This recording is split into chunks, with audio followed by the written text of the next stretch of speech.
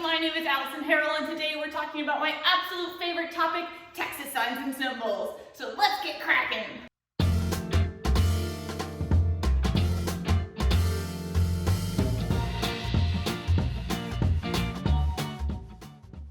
Hey everybody, my name is Allison Harrell, and today we're talking about my absolute favorite Texas topic, which is Texas signs and symbols. This is one of my favorite things to learn more about, my favorite thing to quiz children over, and just my favorite thing all around. So to say that I'm a little bit excited about this video is a vast understatement. Buckle in, we got a lot to cover.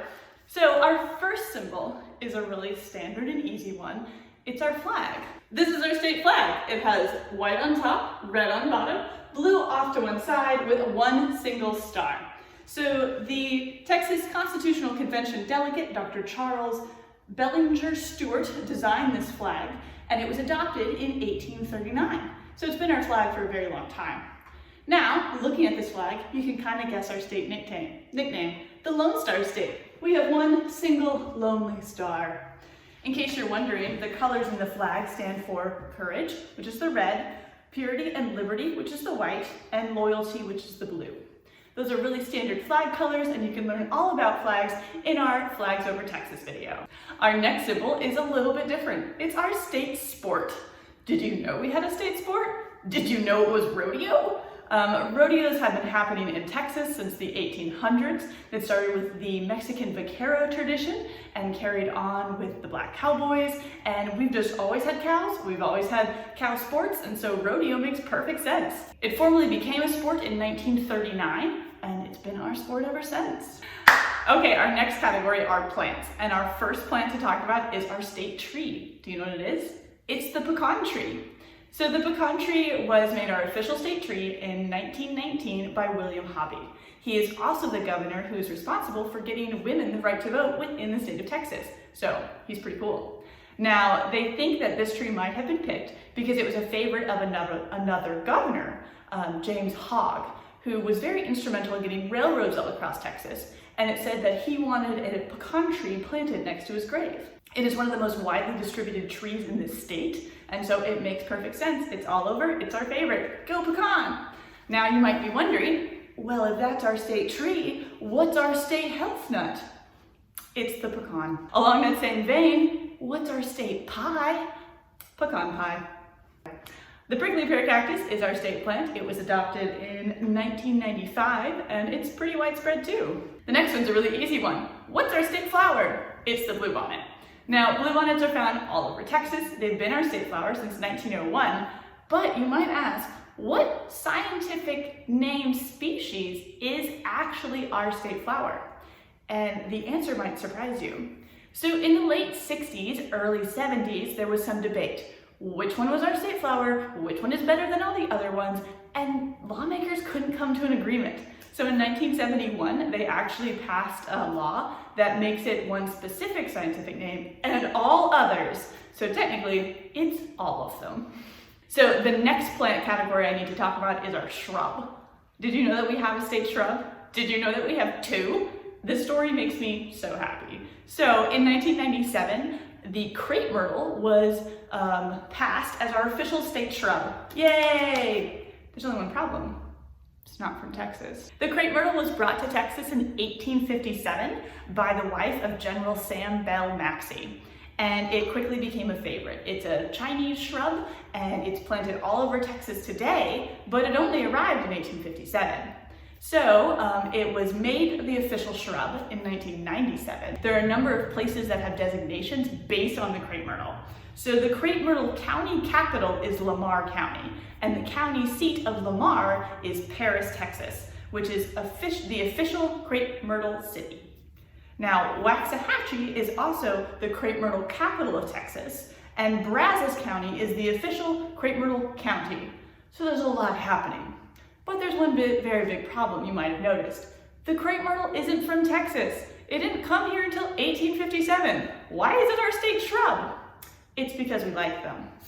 But Thomas Adams had a real issue with this. How can we have a state shrub that's not even from our state? So he rallied together the Native Plant Society of Texas, and they decided that the Texas purple sage is the quintessential Texas native shrub. So in 2005, he got the Texas purple sage designated as our state native shrub. It was easier to add in a new shrub than to overthrow the existing shrub, so they just tacked it right on in there. So what is the Texas state fruit? Well, it is the Texas ruby grapefruit. But what is our state vegetable? It's the sweet onion. So next up, we have our state grass. Did you know that we have a state grass? This is my favorite cocktail party information that you can wow people you've never met before with and then just disappear into the night. So our state grass is side oats grama. It was designated our state grass in 1971, and it was recommended by the Texas Council of Chapters, the Soil Conservation Society of America, and the Texas section of the American Society of Range Management. So a lot of people like it, and it's our state grass. Okay, let's move on to our next category of state symbols, which is food. So we've already talked about how the pecan is the state health nut and the state pie, but there are other desserts that we have as official state foods. So what is our state cobbler? Peach. Now, the next thing that goes hand in hand with what is our state cobbler is what is our state cooking implement? I have this, hold on. It's the Dutch oven. Oh God. Okay, so the Dutch oven is a really cool cooking tool. You see these little feet right here on the bottom? That indicates that this is to be used over open flames, sort of. Don't use them over open flames. Use them over open coals. That's the plan. So you use these feet to keep your oven stable and steady over the coals with a little bit of air between the bottom of the pot and the top of the coals. That way you get some properly circulating heat. And then, put this down. You take the lid of the Dutch oven, see how it has this lip on it? You take the lid and you fill the lid with coals. So then you have cooking from the top and cooking from the bottom. And it all works together to create a perfectly cooked item, and it works just like your oven at home. But unlike your oven at home, this one's portable, but very heavy. Another thing that can be cooked in the Texas state cooking implement is the Texas state dish, which is chili. So chili was designated our state dish in 1977. And chili cook-offs became really popular in Texas, starting with the first organized chili cook-off in Terlingwood, Texas in 1967. When I'm making my official state Texas dish and my official state Texas cooking implement, what could I possibly put in it that's also an official sign or symbol? You have two options. So, number one, our Texas state pepper is the jalapeno. This was designated our state pepper in 1995, and according to the legislature, it is a culinary, economic, and medical blessing to the citizens of the Lone Star State. Now, after that glowing review of such a pepper, you might be wondering, is this a situation like the Shrub, where someone got really annoyed later and they designated another one that's native? You would be correct.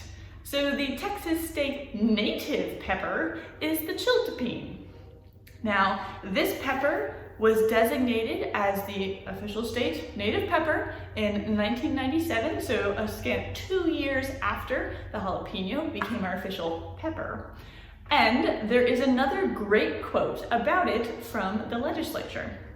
They said that the pepper is an endemic natural resource and an integral part of our heritage. Now, the biggest difference between these two peppers is how hot they are on the Scoville scale. The jalapeno is, it's hot, but it's not that hot. And so the Chiltepin pepper is actually 20 times hotter than the jalapeno on the Scoville scale. So in terms of heat, we have a low heat and we have a high heat. So two peppers, and they both contribute something.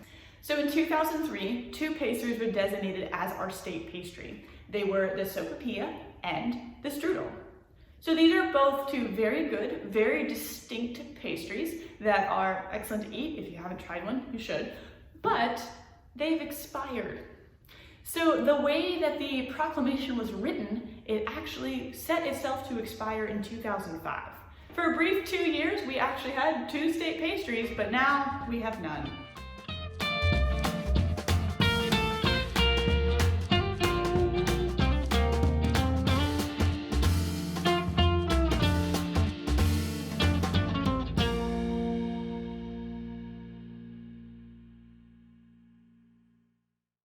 And yes, it is pecan, not pecan. Get it right.